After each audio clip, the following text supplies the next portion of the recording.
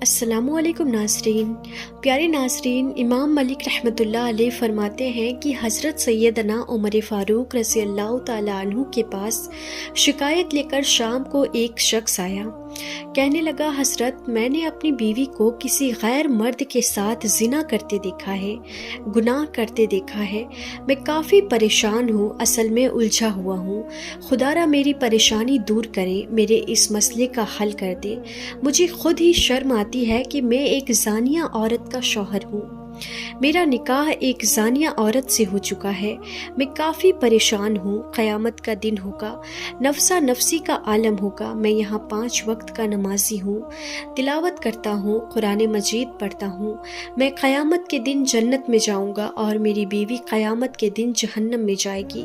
مجھے یہ برداشت نہیں ہے۔ اس نے زنا کرا ہے، میری آنکھوں کے سامنے اس نے گناہ کیا ہے۔ میں چاہتا ہوں کہ میری بیوی کی جو سزا ہے وہ دنیا میں ہی اسے دے دی جائے۔ قیامت کے دن جب وہ اللہ کا سامنا کرے تو پاک اور صاف ہو کر کرے۔ حضرت سیدنا عمر فاروق رضی اللہ تعالیٰ عنہ نے اس شخص کی شکایت غور سے سنی۔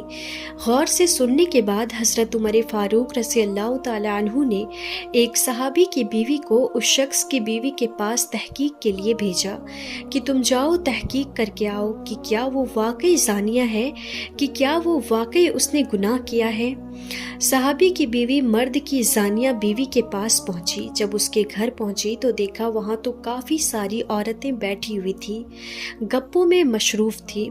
تو ان صحابیہ نے اس زانی عورت کو الگ بلایا۔ کہنے لگی، دیکھ، زندگی 4 دن کی ہے، جوانی ڈھل جائے گی، بڑھاپا آ جائے گا، ایک وقت ہوگا روح تن سے جدا ہو جائے گا، دنیا میں ہمارا نام بھی باقی نہیں رہے گا۔ اس ختم ہونے والی زندگی میں اگر ہم مالک کی نافرمانی کر کے جائیں تو یہ ہمارے لیے اچھا نہیں ہے۔ صحابیہ نے اس گنہگار عورت کو کہا کہ ابھی اور اسی وقت یہاں آگ جلائی جائے۔ وہاں آگ جلائی گئی۔ صحابیہ نے کہا، ابھی اور اسی وقت اپنا ہاتھ آگ میں ڈالو۔ زانیہ نے کہا، نہیں ڈال سکتی۔ صحابیہ نے کہا، نہیں، اپنا ہاتھ آگ میں ڈالو۔ زانیہ کہنے لگی کہ نہیں، آگ کی تپش ہاتھ میں بہت زیادہ اثر کرتی ہے، میں آگ میں ہاتھ نہیں ڈال سکتی۔ یہ سن کر صحابیہ رو پڑی، کہنے لگی کہ او نادان بدبخت عورت، دنیا کی آگ تو تو برداشت نہیں کر سکتی، آخرت کی آگ کیسے برداشت کرے گی؟ اس گنہگار عورت نے کہا کہ بی بی جی، یہ بتاؤ کہ میرے پاس آنا کیسے ہوا آپ کا؟ کہنے لگی، حضرت سیدنا عمر فاروق رضی اللہ تعالیٰ عنہ نے مجھے آپ کے پاس بھیجا ہے، ایک پیغام بھیجا ہے کہ جاؤ، تحقیق کر کے آؤ، کیا تم نے کسی کے ساتھ زنا کیا ہے؟ کیا کسی غیر مرد کے ساتھ تو نے گناہ کیا ہے؟ سچ سچ بتانا، دنیا کی 1 گھنٹے کی سزا قبول کر لینا، آخرت کی سزا سے بچ جاؤ گے، نہ ختم ہونے والی سزا سے بچ جاؤ۔ نادان عورت، تجھے پتہ نہیں ہے، قیامت کے دن بازار میں 2 طرح کے لوگ ہوں گے۔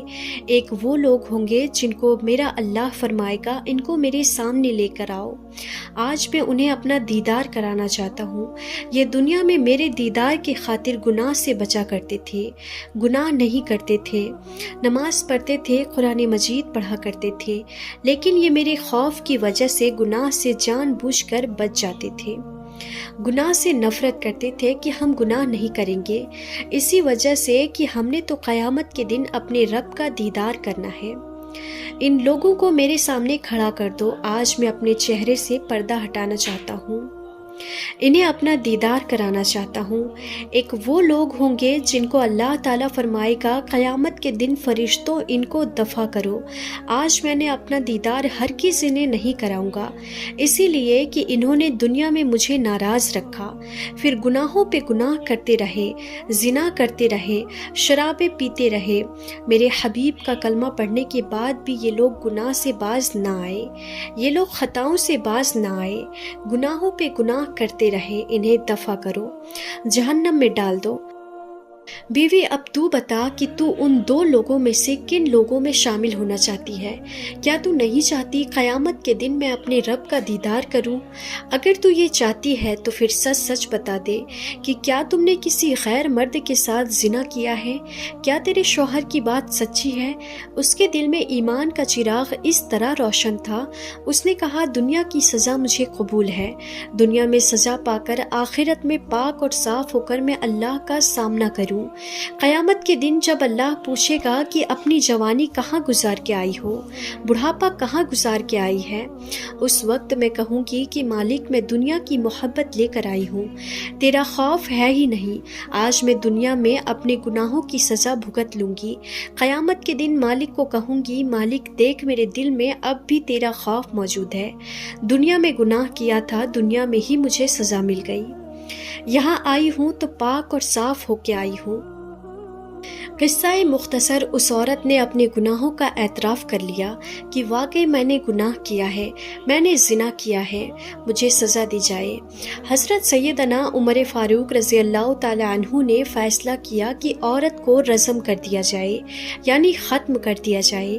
آپ رضی اللہ تعالی عنہ کا یہ فیصلہ تھا، اسی لیے اس عورت کو ختم کر دیا گیا، لیکن اگلے جہان اسے پاک اور صاف بنا کر بھیج دیا گیا۔ ایک مرتبہ حضرت محمد مصطفیٰ صلی اللہ تعالیٰ علیہ وسلم کے پاس دو شخص فیصلہ کرانے کے لیے مقدمہ لے کر آئے کہ ہمارا آپس میں جھگڑا ہو گیا ہے۔ دونوں شکایت لے کے آئے، کہا حضور فیصلہ کیجئے۔ حضور نبی کریم صلی اللہ تعالیٰ علیہ وسلم نے ایک کو سچا ثابت کر دیا، دوسرے کو جھوٹا ثابت کر دیا۔ ہونا بھی ایسے ہی تھا کہ ایک کو سچا قرار دیتے، دوسرے کو جھوٹا۔ پھر میرے حضور نبی کریم صلی اللہ تعالیٰ علیہ وسلم نے فرمایا فیصلہ ہو گیا، اب تم جا سکتے ہو۔ اب یہ دونوں واپس جا رہے تھے، جو جھوٹا شخص تھا وہ منافق نکلا، کہنے لگا کہ مجھے حضور کا فیصلہ قابل قبول نہیں، میں نے سنا ہے کہ حضرت سیدنا عمر فاروق رضی اللہ تعالیٰ عنہ اچھا فیصلہ کرتے ہیں، میں تو کہتا ہوں کہ سیدنا عمر فاروق رضی اللہ تعالیٰ عنہ کے پاس چلتے ہیں، جا کر ان سے ہی اپنا فیصلہ کراتے ہیں۔ جو سچا شخص تھا اس نے کہا جناب آپ صلی اللہ تعالیٰ علیہ وسلم نے جو فیصلہ کر دیا ہے مجھے قبول ہے، مجھے دوسرے دروازے پر جانے کی ضرورت نہیں ہے۔ اور ہاں اگر تو نے کوئی فیصلہ کرانا ہے، اگر تجھے حضور کا فیصلہ قابل قبول نہیں تو حضرت عمر فاروق رضی اللہ تعالیٰ عنہ کے دروازے پر جا اور جا کر فیصلہ کرا کے آ۔ اب جو حضرت عمر فاروق رضی اللہ تعالیٰ عنہ فیصلہ کریں گے وہ بھی مجھے قبول ہے۔ سچا شخص گھر چلا گیا۔ اب یہ منافق شخص حضرت سیدنا عمر فاروق رضی اللہ تعالیٰ عنہ کے دروازے پر گیا، جا کر دستک دی۔ حضرت عمر فاروق رضی اللہ تعالیٰ عنہ باہر نکلے، فرمایا کیا بات ہے؟